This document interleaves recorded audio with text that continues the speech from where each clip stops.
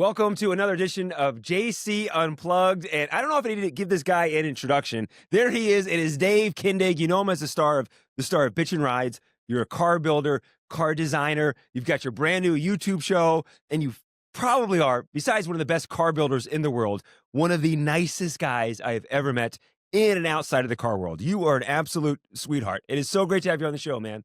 Well, hey, that was a hell of an introduction. I appreciate that.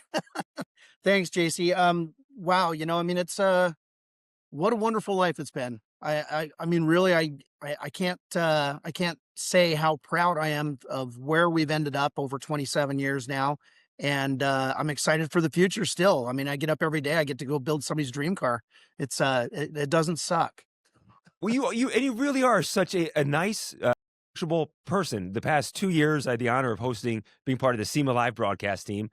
And for some wild, crazy reason, I stand next to you as you and your team do the big SEMA unveilings. And I'm literally standing next to you, the mastermind behind these builds, to watch the unveiling happen. You describe everything, but I see you. I see you interact with all of your fans. I see you take the selfies. I see you answer the same questions from people. You really are so kind to your fans. Your fans adore you, man. I've always said that if I ever had the opportunity to do what I dreamed of doing, I'd be so proud to do that. And I think that it's worked out. It's worked out to where people recognize the amount of work that goes into these cars, the talent that we surround ourselves with here, and the opportunities my clients have given us to build really great cars and to go beyond the normal. And like I say, I wake up every day. It's like a dream come true. I get to hang out with great people, and it's nice to find out that you don't suck, I guess is the best way to describe it.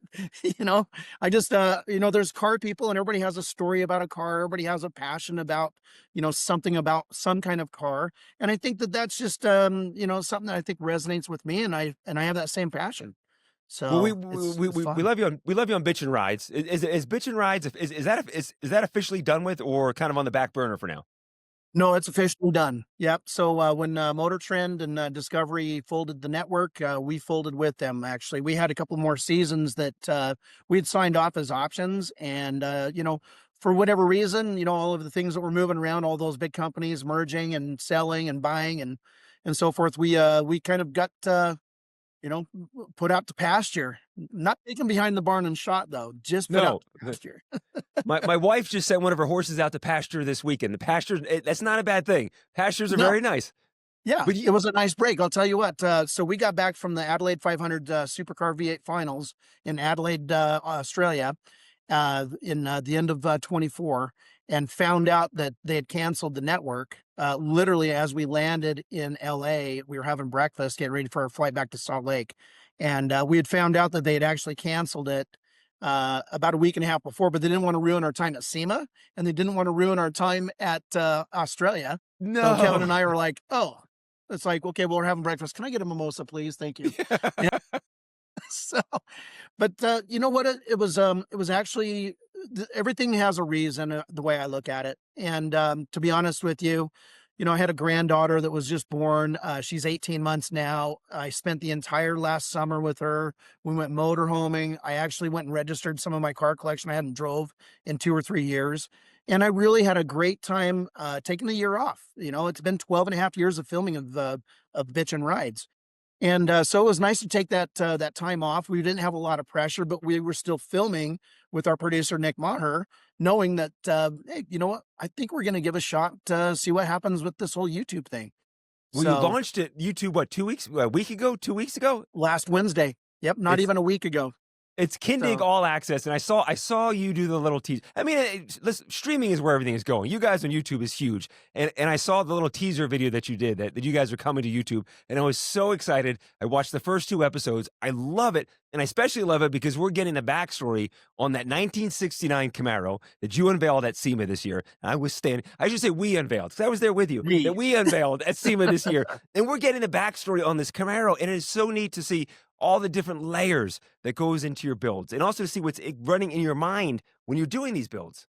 well, and I appreciate that very much. And I think that that's what's going to resonate with Kindig All Access is that you're going to get the opportunity to not see the watered down, cut across version of a build smashed down into 44 minutes per episode over 2 or 3 episodes if we were lucky. And what's really cool is we're going to have small sections of, this is how we concentrated on this one little section. This is why we do it. This is how we do it. To see the guys back there actually in extended versions of them metalworking and building it, and the communications with Will and Eric, myself, Kevin, with all the guys being involved in the build and being able to, this is why I want to do this. This is what I'm interpreting from the rendering that I put together and the dream that I've had about this car for this customer. And so really, I think it's going to be 100 times better than Bitchin' Rides was, because that's what people are asking for. Is, so I wish you'd show a little bit more of this, or a little bit more of the actual, build and the technique. Well, we're going to concentrate on that. Not only are we going to do that, we're going to teach people how to do it. Yeah, educational too. But what's different too about this is, and I love all the build shows. I really do. Counting Cars, Gas Monkey, all those guys. I love these build shows, but I'm not sure your vision of the show. But you start with the final products. We see the cars, it's done, and then we're seeing the evolution of it. I think that's kind of like a different spin. There's the finished product. We see it. People have been able to touch it, look at it, and now we're seeing how it started. Casper, that the original name of the Camaro, and to see where it started. I think it's a neat spin the way you're doing the show. And I think that that's going to be one of the beautiful things about YouTube, is that my producer, Nick, and I had worked together for so long, being a co-producer of Bitchin' Rides with him. He's amazing at creating the story, because you don't want to just watch somebody go into work and watch paint dry. You want to have some kind of a reason that stuff's going on, a little bit of interaction, and capturing that he was really good at. I had an idea of this YouTube channel being something kind of different, and we have complete control over it. If we don't like it, we just change the whole thing. Because we can. There's no contract that says we have to do it a certain way. We don't have to spit out a bunch of episodes on due dates and so forth. It's actually fun for us to do. And, looking at the vehicle finished, now you have something that's going to attract in. Okay, well, this car, I've seen it. How did they do that front end? How did they do the hood? Why did they do this? Why did they do that? And so you're going to get a lot of the nuts and bolts, seeing what it actually looks like in the rendering in advance, and the car being finished in advance, and then showing you how we got there. So excited for it. I can't wait for the next episode to drop. Let's go. Let's talk about you, because starting out, were you a shoe salesman at one point? My very first job, actually. Yeah. Was it I worked really? at Tom McCann's shoe store at the downtown ZCMI Mall in downtown Salt Lake City. And man, I was meeting chicks, selling shoes. I was making good commissions. It was awesome. And yeah, but I was always really passionate about, I wanted to work and I wanted to make money and I wanted to do something that was exciting, and it was a challenge, and selling shoes is a challenge, making sure you get the right color, the right size, the right fit. And more importantly, what I kind of took from that is actually, I'd get excited about the new styles coming in, and I would look at them and I'd put them up there. Well, what I ended up finding out later on kind of correlated back when I got my design eye for cars and Legos and plastic model, vehicles and all that kind of stuff, is that a lot of times you can actually find patterns, whether it's a purse or whether it's shoes, men's shoes, belts, luggage. I mean, there's a lot of different things that can be inspiration to what might be a great design element on a hot rod. And so, just kind of playing around with different stuff like that, and getting kind of, clothing. I've always been, into clothing as well. Did a little bit of sales in a couple of different clothing stores. You ask Kevin, he'll tell you I worked at the Gap. It's no big deal. Did you really? Yeah, I did. During Christmas. I'll never do it again. Hey, make some good money Christmas time at the Gap. Yeah, but they didn't pay commissions. I learned how to fold shirts. Man, it sucks. I know the Gap fold, how to fold it, the Gap fold. It's classic. Right. Well, how do you go then from, you're working in the shoe shop, you're selling clothes, and you kind of have this vision in your mind. How do you jump from that to where you are now and launching your car design company? Well, I kind of felt like I was kind of burning out with the sales as far as, clothing and shoes and that kind of stuff. And working at the mall, the hours kind of was not exactly where I wanted to be. I'd rather be hanging out with my friends on the weekend, not working all weekend. Huh? And, I decided, my wife and I had met, and we decided I wanted to try and get just a better paying job, warehouse. I could just do 9 to 5, Monday through Friday. And that way I could, just play around and, working on my Volkswagen or hanging out with my friends. And that's really what I wanted to do. and I ended up getting a couple of warehouse jobs. One happened to be across the parking lot from High Performance Coatings, which did ceramic coatings on exhaust systems for top fuel drag racing, street rods, whatever. And they kept borrowing my forklift. And one day he's like, "Man, you really work hard." He says, "When are you going to start working for me?" I said, "Man, as soon as you ask me." He says, I said, "I hate this job over here." I was stacking cylinder heads for diesels and warehouse managing, selling pistons for diesel engine rebuilds. And one day, the old cowboys I was working with got me upset. I was like, "You know what? You guys can stack them yourself." I was unemployed for about 40 minutes. I went to Circle K, got a big gulp, and turned around, went back, and said, "Jeff, I need a job." And he says, "All right, I'll see you tomorrow morning." And I worked there for 8.5 hours, and I got to know a lot of the people in the industry: Bobby Alloway, Boyd Coddington, Chip Foose, Arizona Speed Marine guys. I mean, I started meeting all these guys over this next 8.5 years. First time I had ever been on a plane was working for Jeff, and boom, there I was, kind of getting to know everybody and know the industry, which had nothing to do with building cars. I mind you, I was only doing ceramic coatings on the exhaust system, so I was seeing what the cars looked like, but only touching the exhaust systems. I was self-taught doing body and paint at that point, doing metal shaping, welding, and adding more things to my forte, and my renderings got discovered, and that's kind of how it snowballed into Kindig Design. When you had your first shop, how big was the shop when you first opened it? You and your wife, you opened the shop. How big was the shop square footage wise? Well, June 9th of 1999 was the first day of my shop, and that was in my backyard, the garage that I built on my property. It was a little four-car garage. I started out of that, and I outgrew that in 2.5 months. I had two other employees working for me at the time, and moved into the building that I actually own now, into 4,500 square feet, in September of '99. So I've actually been here since you could party like it's 1999, Right, yeah. literally. How many square feet do you have now?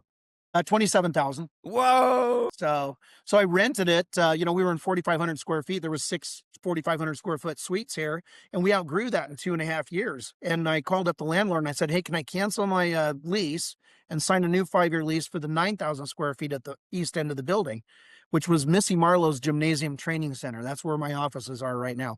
And he's like, "Yeah, sure." So we did that. We just had a really good rapport with the landlord. He was a great guy.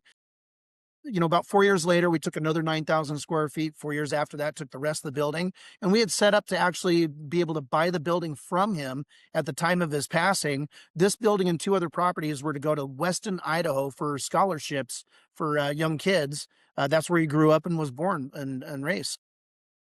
We had set it all up 2015. My wife and I buy our dream home thinking that Klein's going to live for at least another 2 or 3 years. And 4 months after we moved into our home, he passed away.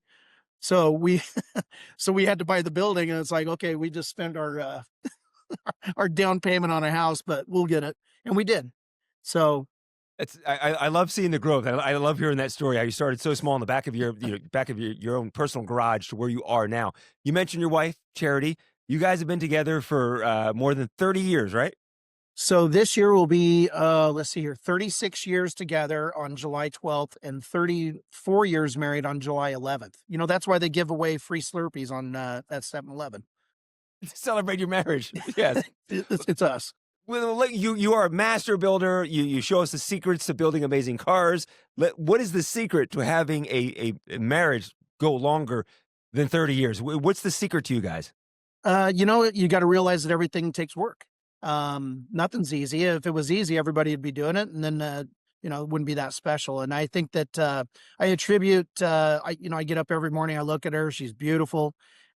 She's got great taste in guys. I'm kidding. She's got I a meant great to say cars. Well, she does. Yeah. She does. Men and cars.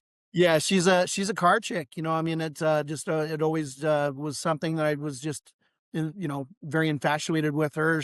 Uh, she talks the talk. She can do a hell of a burnout.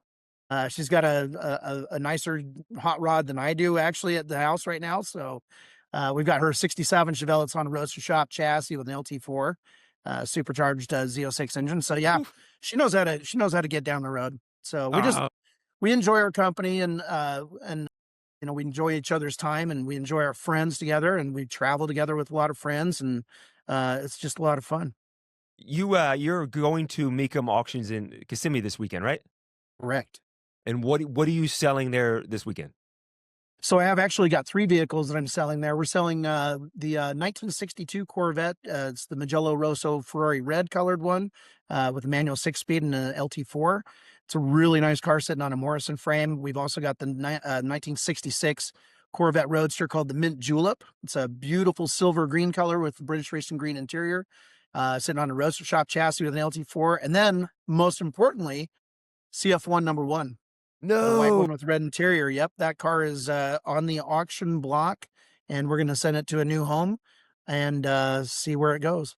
Okay, you've done Bear Jackson, Mecum. What's the biggest selling price car that you sold at auction before? The highest selling price that we've been involved with is $880,000, and that was the Maybelline, the 1958 Lincoln, What's with the that twin moment like? supercharged. What's that? What's that moment like for you when you sell it for that much at auction? Oh, What's it's that like? cool. Oh, Yeah, it's cool. It's like going, wow, I can't believe it. Let's get out yeah. of here. Catch the jet. No, I'm kidding you. That wasn't my car. It was still Tad that we built it for. But that was very impressive. The next one I think was the Mecum car that we did. Number 5 CF1 sold for $770,000 in 2024. So that was impressive. Well, let's talk about it. We have Dave Kindig here, and amazing car builder. And so the CF1 is your own car design. Tell everyone what the CF1 is. So the CF1 is basically a vehicle I designed based on the 1953 Corvette, which was the very first year. And what we've done is I've actually taken it, we've chopped it, sectioned it, channeled it to make it actually to where a 6'2", 6'4", 250-pound guy can actually drive one of these Corvettes. The stock ones, you would be really challenged over 200 pounds and over 5'8" to get in the car. So they weren't awesome, but it was just such a beautiful, to me, it's America's first sports car.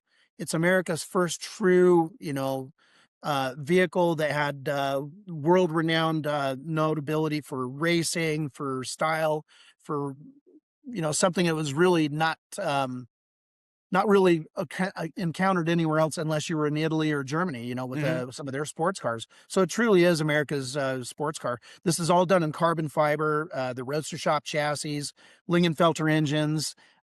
We build every piece of this car except for a couple of small trim pieces, and they're wonderful cars. And I've been made a manufacturer now by the National Highway Travel Safety Board.